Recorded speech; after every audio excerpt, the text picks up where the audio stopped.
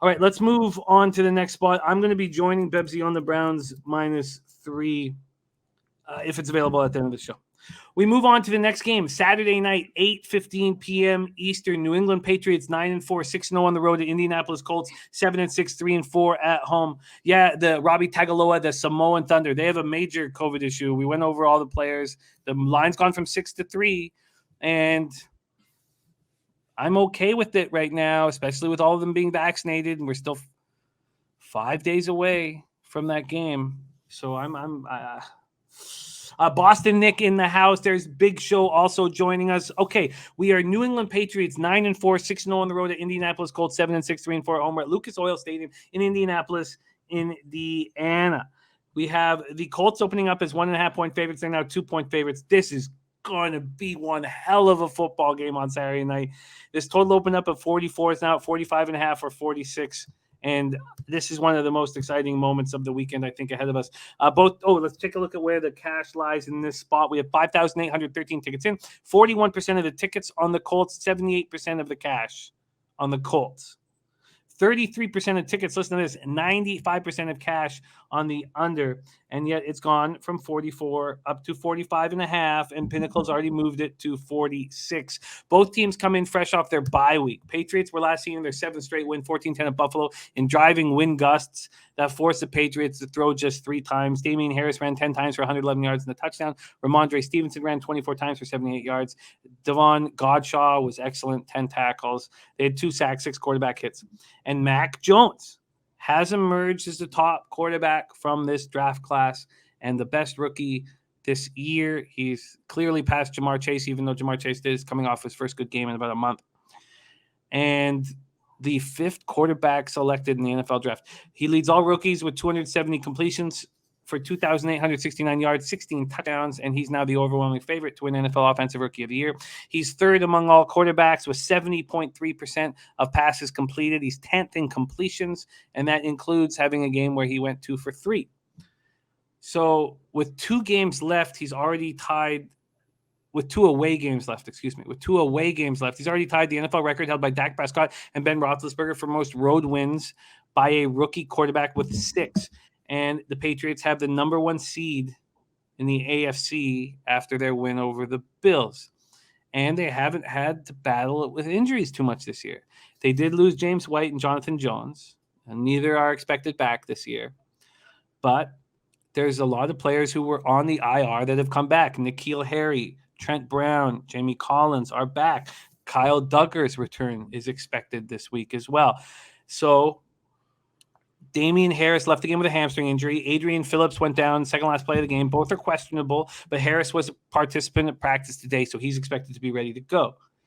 Colts were last seen in a dominant 31-0 victory at Houston in Week 13. Carson Wentz, 16-22 for 158 yards, 1 touchdown. Pittman Jr. caught 6 passes for 77 yards. Jonathan Taylor looks like the MVP. 32 carries, 143 yards, 2 touchdowns. He did lose a fumble. The defense swarmed both Tyrod Taylor and Davis Mills, sacking them 4 times, hitting them 11. Kenny Moore had an interception. So losses by Cincinnati and Buffalo have messed this AFC playoff race up, and Indianapolis has jumped from 9th to 6th in this 7-team postseason field. They now hold the top spot among the 5 teams tied at 7-6, and they're 1 game behind the Los Angeles Chargers for the 5th seed in the top wildcard spot, and they play the Kansas City Chiefs this week. And this is not the first time they've rallied from a 1-5 start. In Frank Reich's first year, in 2018, they did the exact same thing. These 2 teams have only played once since Reich took the Colts job from Josh McDaniels. It was Josh McDaniels who backed out. It was his job. And New England has won 8 straight over the Colts. Darius Leonard has a left ankle issue. The extra days off have helped that very much. DeForest Buckner has a hyperextended knee issue. That has been given extra time to heal. Also, center Ryan Kelly will be back. He missed a Houston game because of a positive COVID test. Zaire Franklin was placed on the reserve COVID list on Monday. Linebacker Zaire Franklin. Ooh-wee, Bebsie. This one's a beauty. Take it away, Patriots Colts. A big part of me wants to just sit back and watch this game as a fan of football, because I think given the surging New England Patriots, who are on a tear, and took on Buffalo in Belichickian fashion at home in a storm before the bye. Coming out of the bye, Bill Belichick is a monster. And I think they can very well prepare for this Colts team. But this Colts team is also a fantastic football team. And I don't know if I want to bet against them, but what it boils down to for me is pretty much exactly what's being posted by Danny Lopez right here. If Bill Belichick shuts down Taylor, then he's going to force Carson Wentz to win this game. And do you think Carson Wentz can pick apart this Patriots defense? I want to take the Pats mainly because of Bill Belichick coming out of a bye and just being this psychopath that he is. The beautiful, wonderful, brilliant psychopath that he is. I love the breakdown. The Sharps are on the Colts right now. The public, I think, will change some of this because 59% of the tickets on the Patriots, which is 22% of cash. Now, the public's also on the over. And I like what Twatty's saying. I think that makes a ton of sense. This is from Twatty. 2 top 10 teams in points per game on turf. Love this over. What do you think of the over here? That's an interesting stat. To be honest with you, prior to reading this, I might have suggested the under, but I also think Belichick's going to want to take away this ground game. And in the event that he does, then I don't know. I just don't believe in Carson Wentz. This is what it boils down to for me. I don't believe in Carson Wentz. I don't like Carson Wentz either. I think he's a dink, and I don't believe in him. And I believe in Bill Belichick coming out of the bye. The only thing that makes me not want to bet the Pats is they're due for a loss, but they're just not coming. Those L's are not coming. Burgundy, I'll drop it again for you, my guy. It's 41% of the tickets, 78% of the cash on the Colts. 33% of tickets, 95% of cash on the under.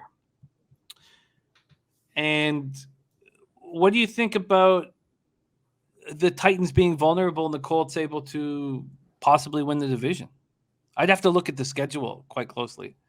But it's a very interesting idea.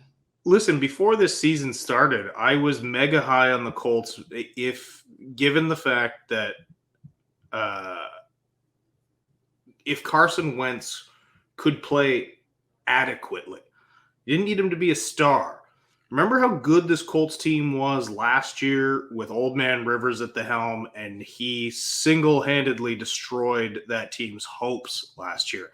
Well, Carson Wentz is mentally not anywhere near as good as Rivers, but at least he can throw a ball more than 15 yards. So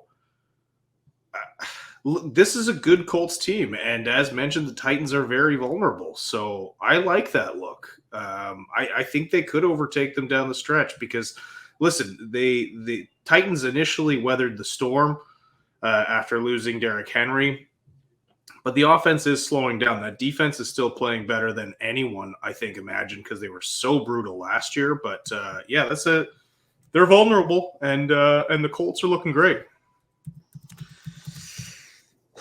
Well, is this something that you want to make official here? I think I'm going against a lot of smart people who I respect here, but I think I have to take.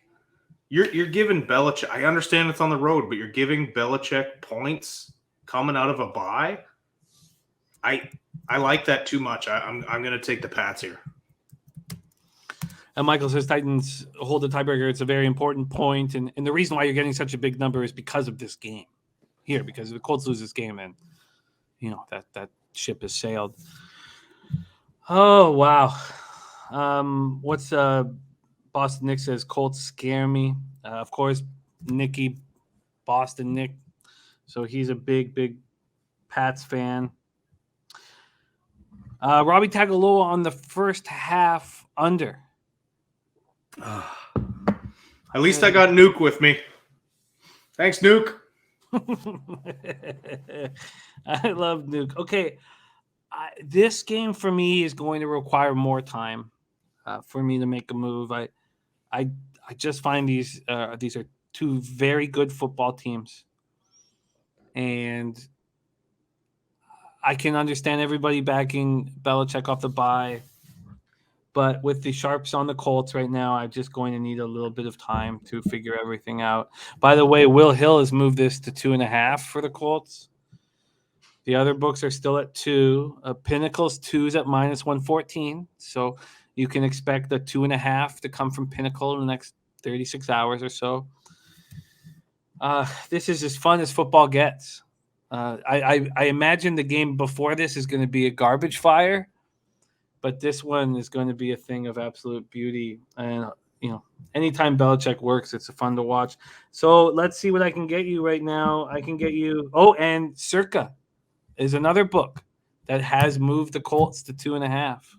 Good God.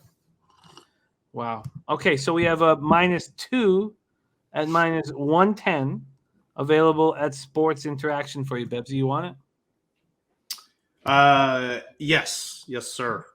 All right, Bebsie is locked in. The Pats. Oh, sorry, I said -2. Sorry. God, what the hell am I doing? Sorry, let me just. What am I saying? You obviously, if you're on the Pats, then you'll want the 2.5. Sorry, my fault. Here we go. There's a 2.5. 2.5. It's up to you. There's a 2.5 at Will Hill. The 2.5 at Circa's at -114. The 2.5 at Will Hill's at -110. The 2 at Pinnacle's at +103. So do you want the +103 line for the +2, or would you rather just a regular juice +2.5 -110 at Will Hill? I'm going to take the plus money here because I like the Pats. I'm not going to overthink this. I'm going to bet on Bill Belichick coming out of the bye. Now, do you have any interest on the money line then? Do you have any interest in that? It's the highest money line we can give you is a +123.